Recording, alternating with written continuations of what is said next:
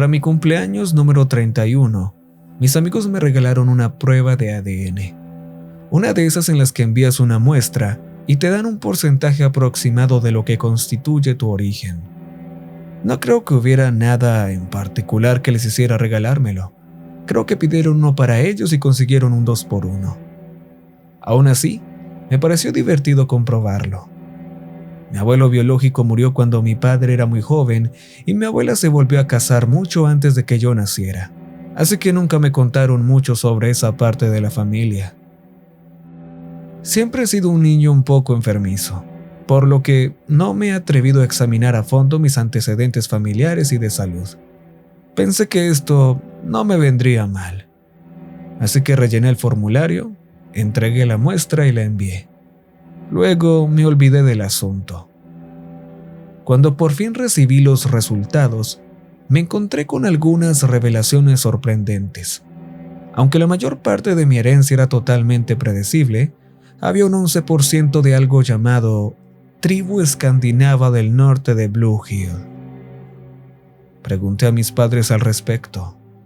Mi madre no tenía ni idea de lo que era la tribu Blue Hill, mas estaba bastante segura de que no era de su familia. Mi padre estaba igual de confuso.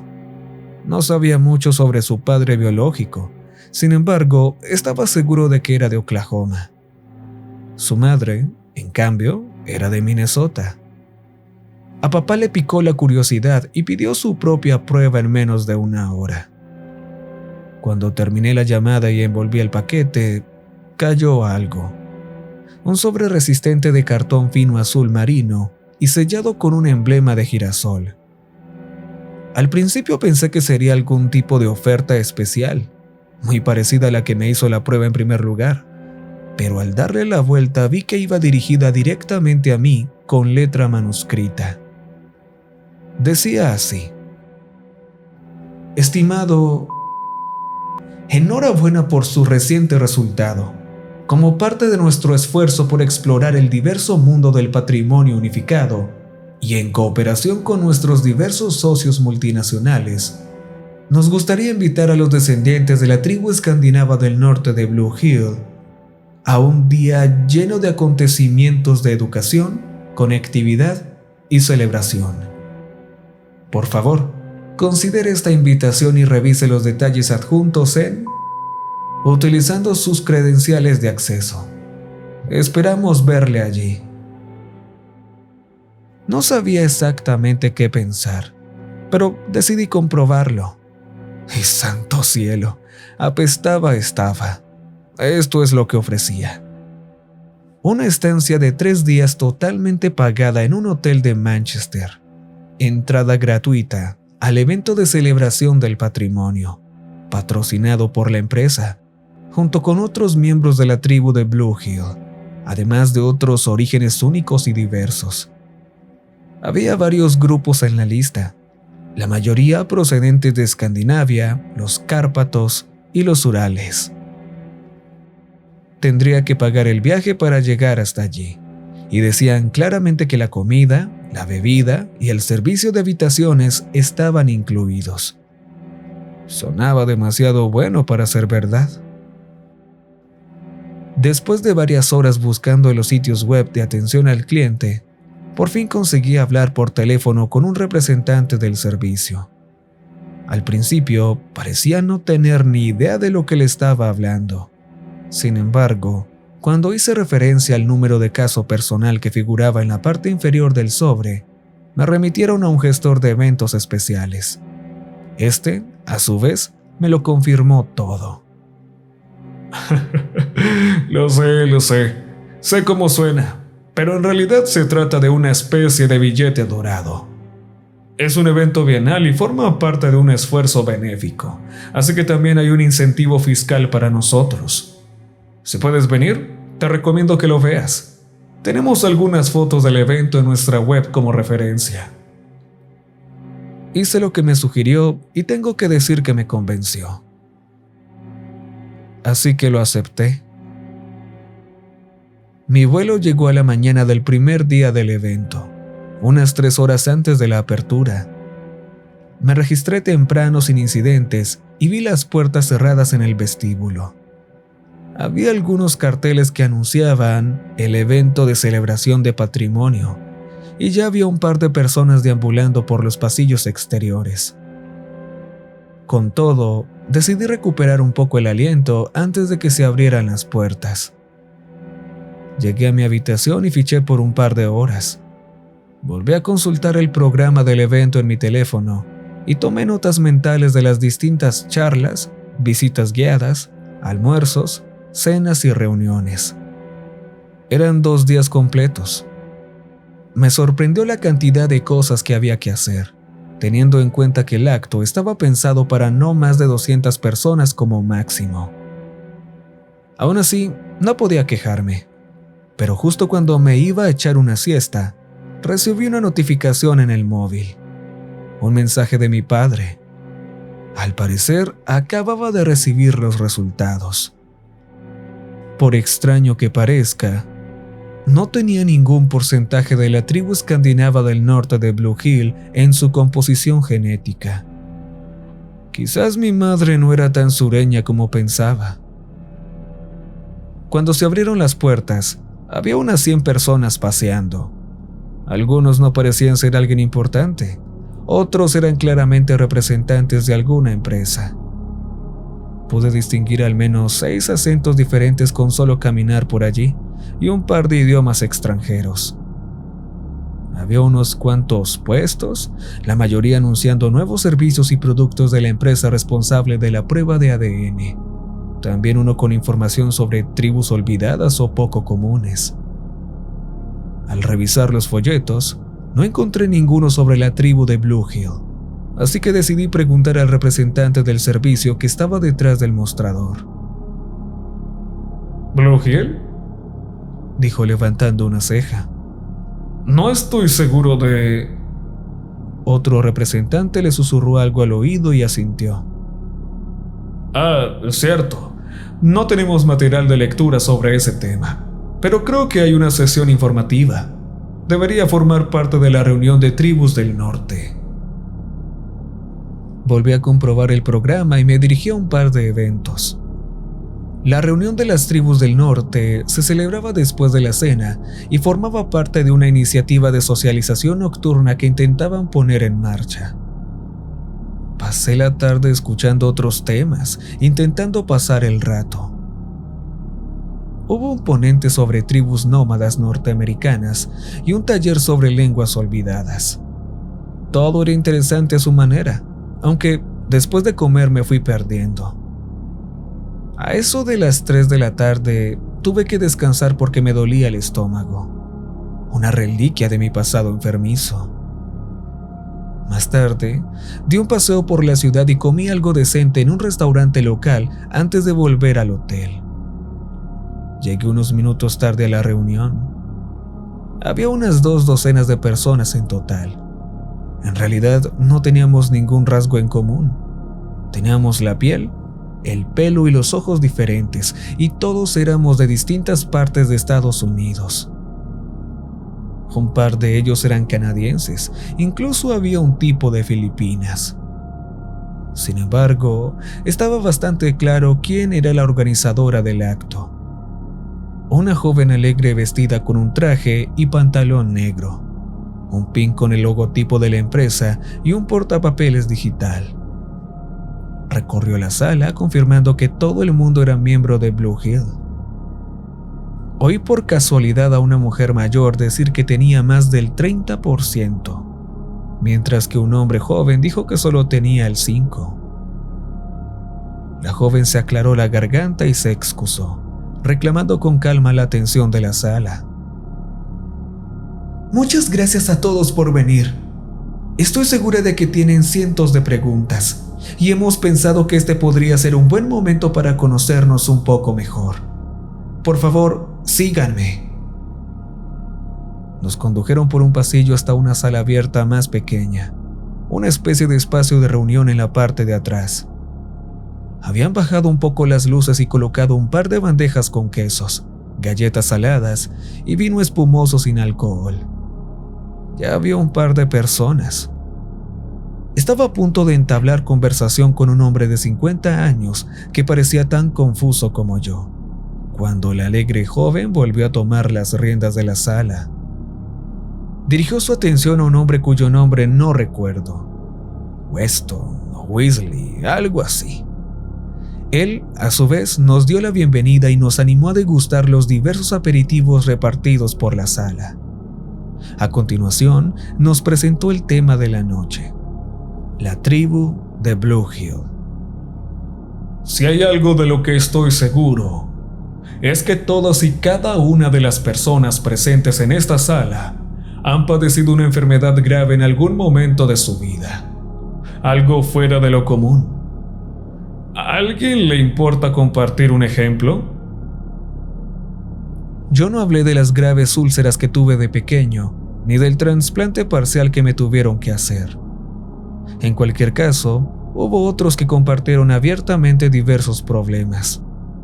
Problemas de válvulas cardíacas, trasplantes de córnea, lesiones nerviosas.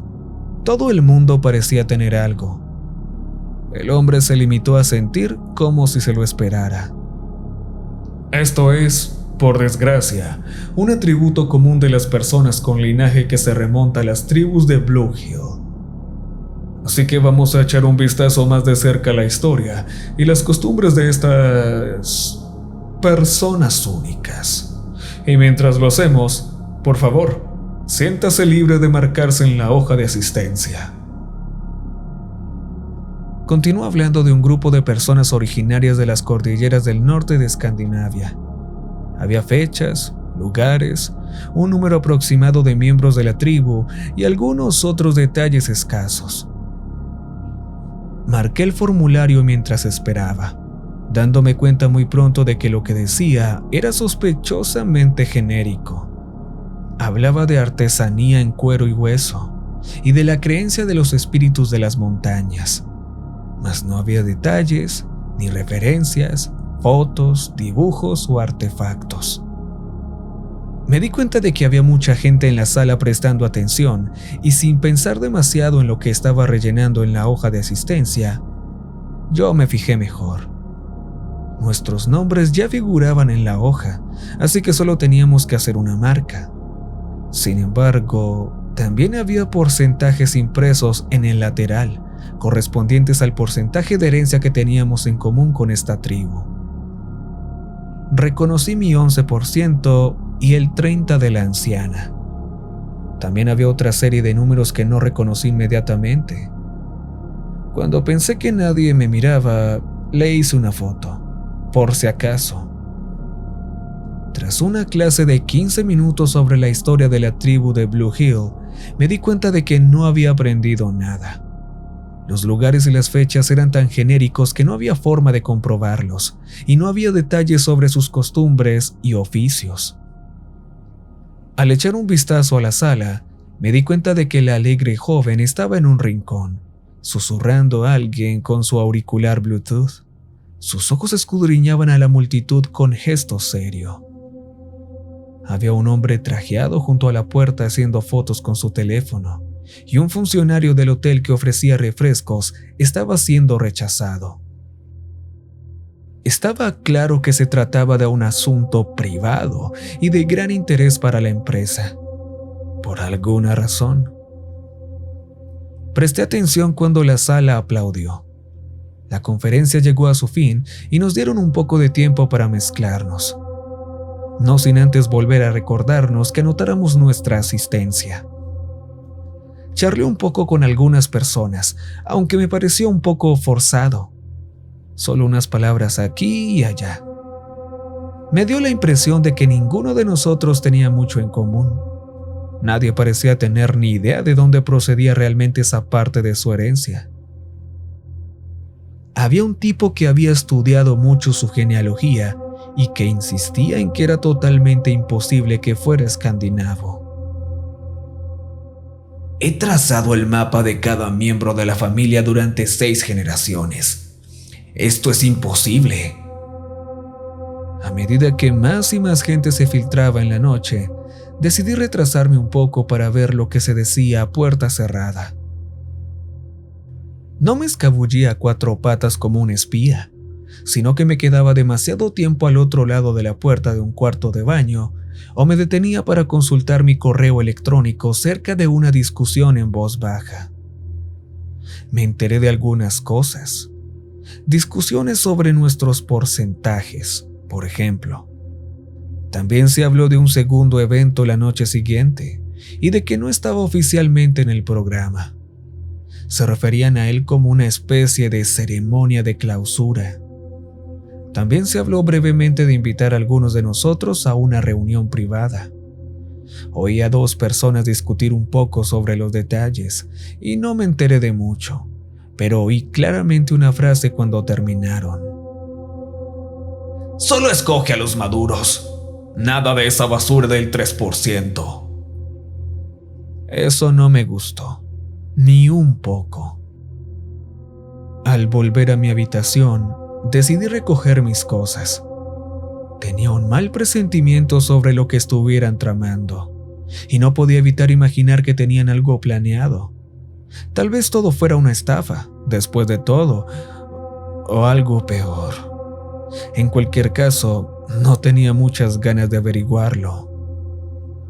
No pude encontrar un vuelo de vuelta a casa a un precio razonable hasta primera hora de la mañana.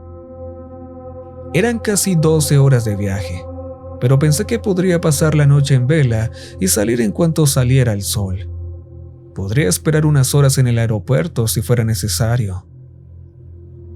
Con las maletas preparadas, me preparé para una larga noche. Eran más o menos las 2 de la madrugada cuando me encontré mirando la televisión a altas horas de la noche y revisando mi teléfono. Mientras un vendedor parloteaba de fondo, me asaltó un pensamiento perdido. Decidí echar otro vistazo a la foto de la hoja de asistencia. Había una serie de números junto a cada persona que no tenía sentido para mí. Saqué papel y bolígrafo y empecé a desglosarlos.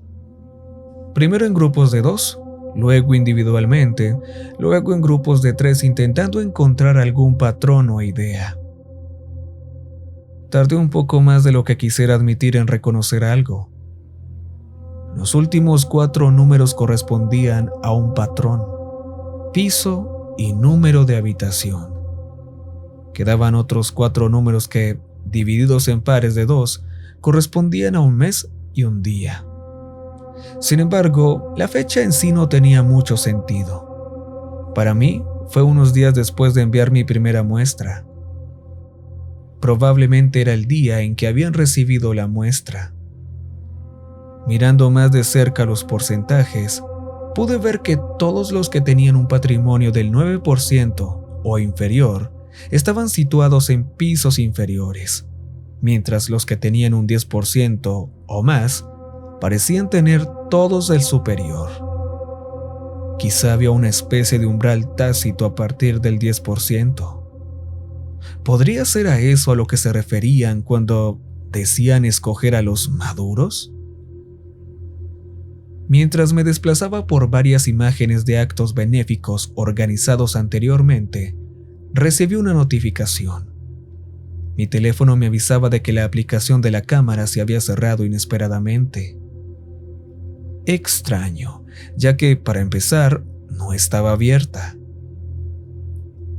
Un mal presentimiento se apoderó de mi estómago. Estaba conectado al Wi-Fi del hotel. ¿Podrían estar vigilando nuestras actividades? Consideré la opción de que solo estuviera cansado y paranoico. Podría ser el caso, pero por otro lado, había oído cosas. Me estaba estresando, lo que alteraba aún más mi ya sensible estómago. Podía sentir una punzada de dolor y decidí ir a por hielo. Puede parecer un estúpido remedio casero, pero chupar un cubito de hielo siempre me ha ayudado a calmarme. Seguí el pasillo, me hice con el hielo y un cubo y volví a mi habitación. Cuando estaba a punto de doblar la esquina, reconocí un sonido familiar. La puerta de mi habitación del hotel estaba cerrada y bloqueada desde el exterior. Al asomarme por la esquina, vi a 2 personas vestidas de negro que desaparecían por el pasillo, murmurando en voz baja entre ellas. Al volver a mi habitación, no pude evitar dudar de mí mismo. ¿Siempre había estado abierta la puerta del baño? ¿Ponían el mismo canal en la televisión? ¿Alguien había movido mis maletas? Era difícil saberlo. Así pasé la noche preguntándome. A veces me daba un vuelco el corazón al pensar que notaba algo nuevo, pero al final no encontraba nada inmediatamente amenazador. Saqué la batería del teléfono por si acaso y me la guardé en el otro bolsillo. Nadie me iba a rastrear pronto.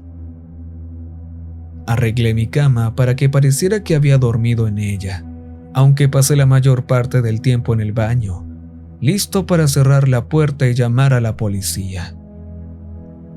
Dormí un par de veces, pero al final el sol rompió el horizonte. Unos rayos de sol se colaron por la ventana esmerilada del cuarto de baño. Agarré mis maletas y me fui. Después de un nervioso viaje en ascensor más tarde, dejé la llave del hotel en la recepción y me dirigí a la salida sin dar más explicaciones. Accidentalmente hice contacto visual con un guardia de seguridad del hotel junto a la salida.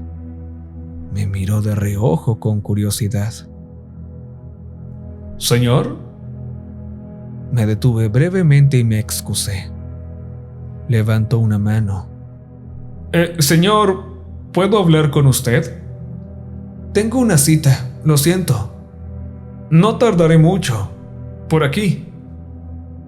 Mirando la puerta giratoria plateada que podía sacarme de allí, consideré mis opciones. Podía salir corriendo o simplemente ver de qué se trataba. Decidí hablar con el hombre, confiando en que no fuera nada serio. En retrospectiva, debí haber ido por la jodida puerta. Me llevaron a una pequeña habitación justo al lado de la recepción. Allí me pidió ver mi teléfono. Se lo enseñé, aunque aún no tenía batería. Mi supervisor tiene un par de preguntas. Está fuera, no tardará nada. Lo siento, pero tengo un... Se guardó mi teléfono, sonrió y salió de la habitación. Pero no era una sonrisa ordinaria de personal de servicio, era casi de disculpa, como si supiera que me había metido en un lío. Y por la puerta entró la joven alegre de la noche anterior. Esta vez no lo estaba. No se sentó, sino que optó por quedarse de pie en el lado opuesto de la habitación con los brazos cruzados. Durante un buen minuto se quedó allí de pie, pensando qué decir. Finalmente soltó un suspiro y dio un paso adelante. Me sentí como un estudiante al que arrastran al despacho del director. ¿Te vas tan pronto? Sería una pena perderte la reunión de esta noche. Estoy agradecido de haber formado parte de esto, pero tengo que irme. Oh, ¿una emergencia familiar? Eso es privado. Aún podía oír al personal del hotel y supuse que no quería montar una escena. Creo que sería mejor que te quedaras un poco más. No creo que lo haga. No creo que haya mucho que debatir. Lo siento, pero no puedes. Golpeó la mesa con el puño y me miró fijamente sin pestañear, furiosa. Había un ligero temblor en su movimiento. Era imposible que los de fuera no nos oyeran y sin embargo nadie movió un músculo. Quizá tenían más control del que yo había previsto. Creo que te vas a quedar un rato o vamos a tener un problema. ¿Quieres tener un problema conmigo? No, yo no quise decir eso. Entonces vas a cerrar la jodida boca y seguirme el juego. Me quedé estupefacto. No había ninguna ambigüedad. Me estaba amenazando directamente. Apenas entendía por qué. Quizá había visto algo en mi teléfono mientras estaba conectado al Wi-Fi del hotel, o quizás se habían dado cuenta de que estaba espiando. Tal vez me vieron reflexionando sobre la hoja de asistencia, no lo sé. En cualquier caso, no se estaban arriesgando. No volví a ver al guardia de seguridad del hotel. En su lugar, me pusieron en una habitación con un hombre muy tranquilo, vestido de traje. No contestó a ninguna pregunta y no le gustaba mucho hablar. Lo único que hacía era quedarse fuera de la habitación, vigilándome en cuanto hacía ruido. Pasé todo el día en aquella habitación. Una pequeña habitación de 3 por 4 metros con poco más que un sofá, una mesa de café y el cuadro de hotel más genérico que jamás había visto. Aún así, por muy tranquilizadora que fuera aquella habitación, yo estaba volviéndome loco.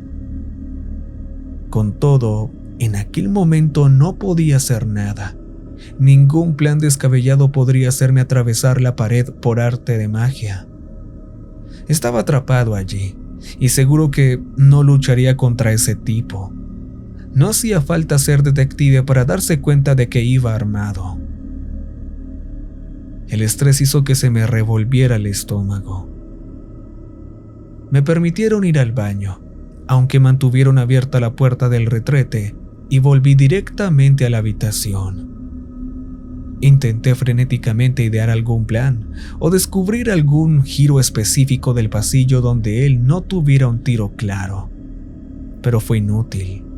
Había grandes espacios abiertos y ninguna esquina cerrada. Pero esa era mi mentalidad. Todavía tenía la impresión de que podía hacer algo, aunque en realidad no podía.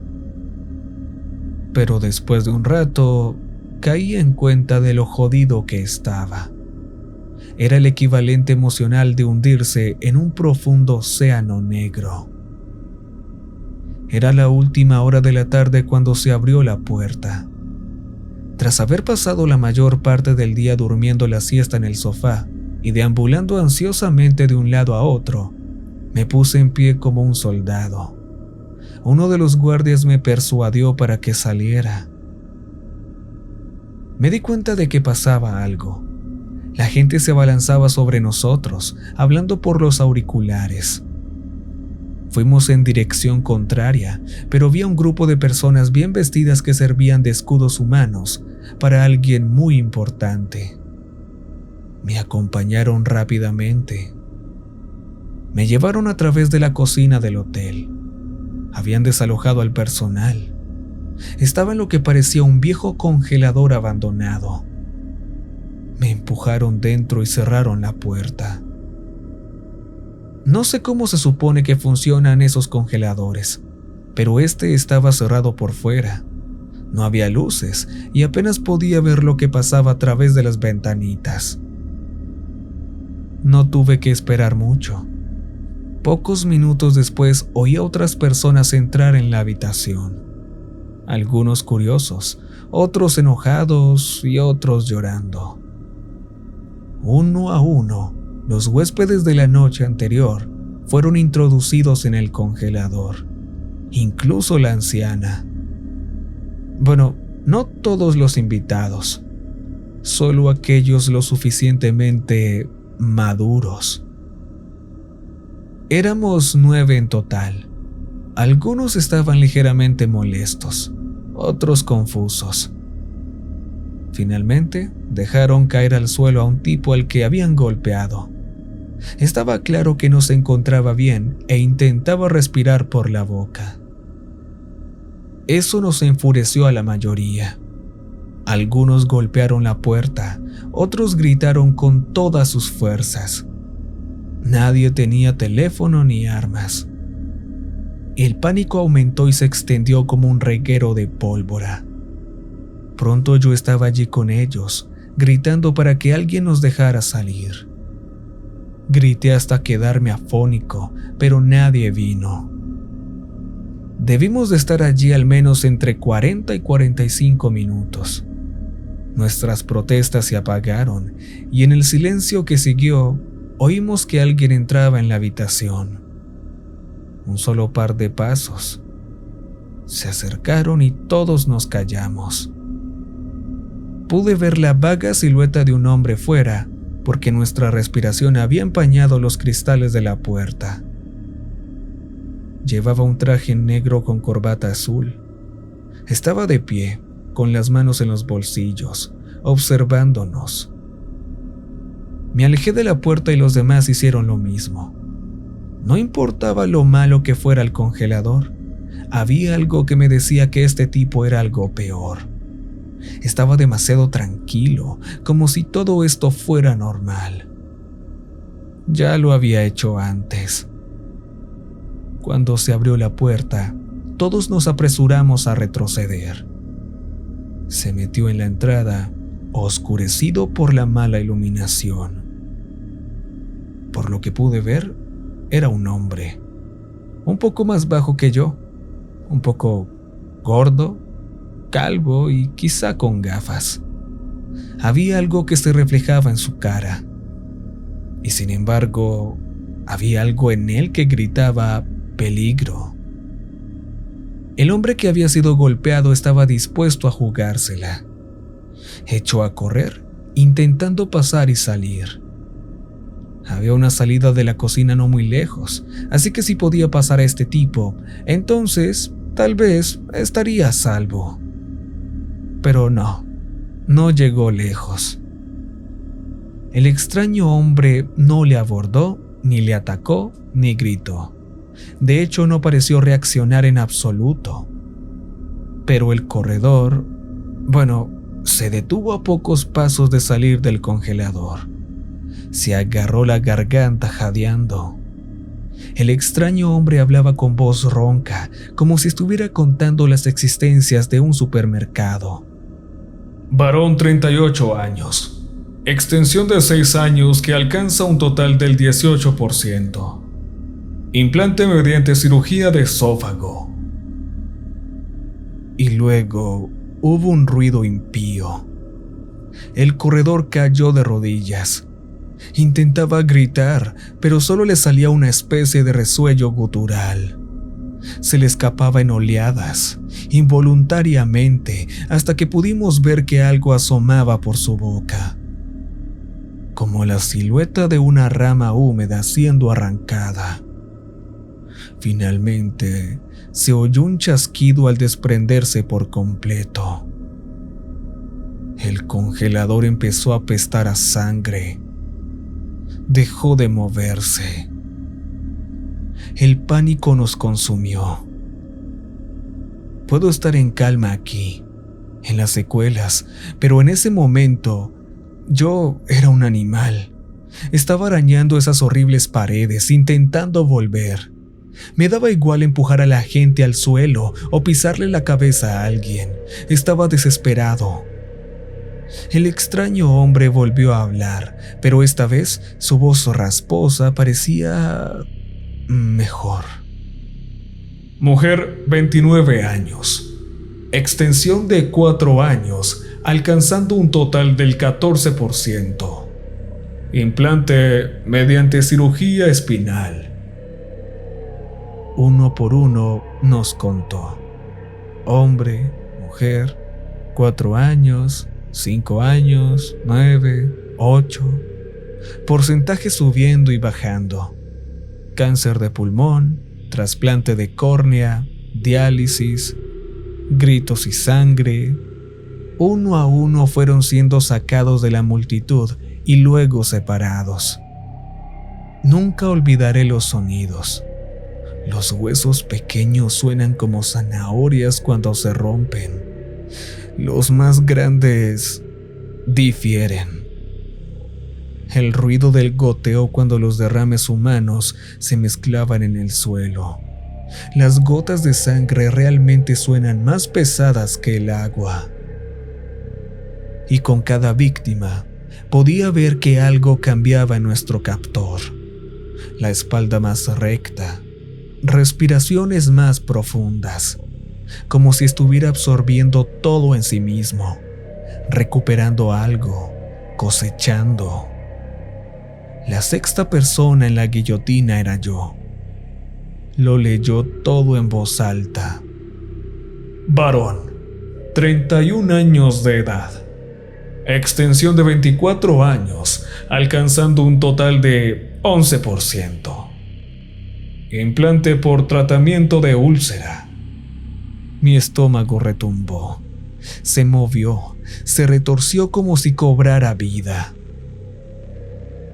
Quería escapar de mí, liberarse. Hacía fuerza contra mí.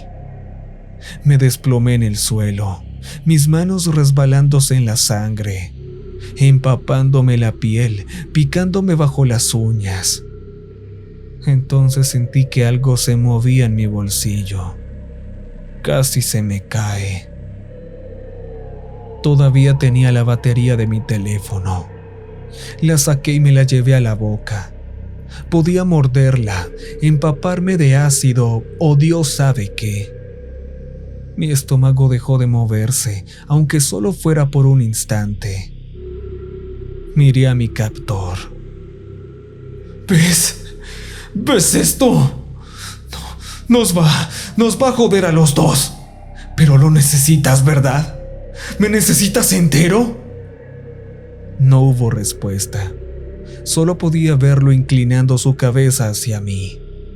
Sí, si me destruyo, no conseguirás nada, ¿verdad? Eso es todo, ¿no?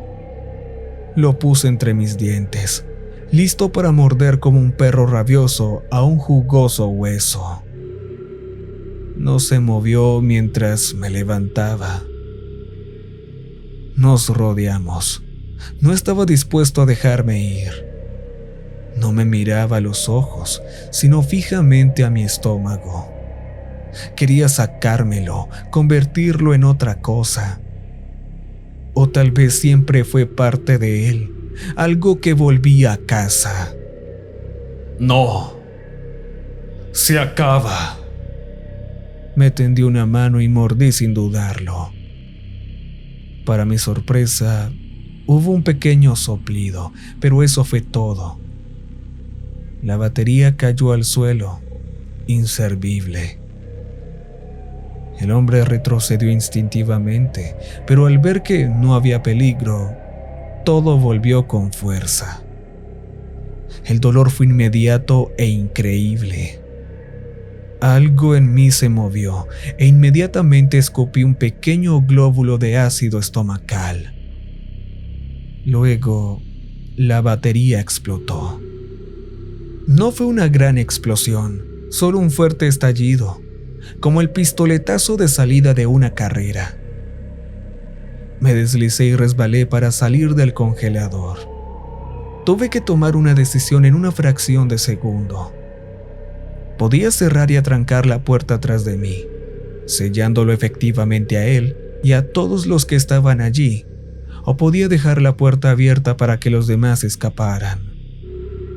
No era una elección. En realidad, no lo era. Nunca lo es cuando te empujan a algo así. Cerré la puerta de golpe y dejé que se atrancara automáticamente sin siquiera pensarlo. Quizá había pedido a los guardias que se marcharan, no lo sé, pero no había nadie más en aquella cocina. Agarré un cuchillo de uno de los mostradores, atravesé la puerta de salida y desaparecí en la noche. Mi estómago se revolvía como un animal inquieto, aunque se calmaba a medida que me alejaba. Solo puedo lamentar lo que les ocurrió a los que quedaron atrás. Todavía me pica la jodida espalda. Una patrulla de policía me encontró vagando por las calles 1 o 2 horas después. No me imagino que tuviera buen aspecto. Respiraba entrecortada y superficialmente, y aún empuñaba un cuchillo de cocina, por no mencionar que estaba cubierto de sangre. Estaban convencidos de que había matado a alguien, pero me entregué. Intenté contar una historia coherente, pero no me entendieron. Probablemente no tenía mucho sentido. Después de una ducha y ropa limpia, expliqué lo mejor que pude mi experiencia en el hotel. Por desgracia, no sirvió de mucho. No había constancia de que el hombre que había descrito hubiera visitado ese lugar. En cuanto a los desaparecidos, los que yo afirmaba que habían estado muertos, se habían marchado uno a uno a distintas horas del día anterior. Según los registros del hotel, podían estar desaparecidos. Incluso no había indicios de juego sucio. Sí, eso es mentira. Así que sí, fue con diferencia el peor momento de mi vida. Al recordarlo, me parece irreal, como si le hubiera pasado a otra persona. Pero incluso ahora, todavía puedo tener pequeños dolores de algo que me recuerda a esa noche y me tira hacia atrás. Nunca se va del todo. Fuera quien fuera aquel hombre, era lo bastante importante como para que toda una empresa lo cubriera. Estoy seguro de que no todos sabían por qué lo hacían.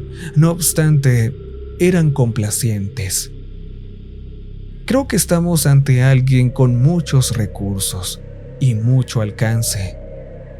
Nunca conseguí un nombre, y viendo cómo parecía cambiar con cada víctima que consumía, ya no puedo decir realmente qué aspecto tiene, ni siquiera su edad, longitud o peso. Hay, sorprendentemente, algunos registros reales sobre una pequeña tribu de personas de Blue Hill en la cordillera escandinava. No hay mucho por ahí sobre ellos, solo una mención de que adoraban a los espíritus inmortales de la montaña. Otros dicen que adoraban a los demonios. Es una mezcla de todo. No sé qué creer, ni lo que vi. Con todo esto, vivo sabiendo que una parte de mí, algo dentro de mí, no es mío. Se mueve conmigo, vive dentro de mí, pero al chasquido de un dedo de esa cosa, se revelará. Me fallará. Y solo estoy en... ¿qué? ¿El 11%? ¿Qué pasará cuando llegue al 50% o al 100%? Decidí publicar esto hoy después de recibir un anuncio en video que nunca podría haber previsto. Parece que esta empresa sigue en activo, anunciando su nueva generación de pruebas de ADN. Estoy seguro de que algunos de ustedes por ahí lo han visto. 20 segundos, sin saltos, caras sonrientes, familias distantes unidas por una cinta azul CGI. Creo que tienen alguno de esos jodidos girasoles en el fondo, todavía coloreados de ese azul básico de la compañía. Y viéndolo así, se me revuelve el estómago.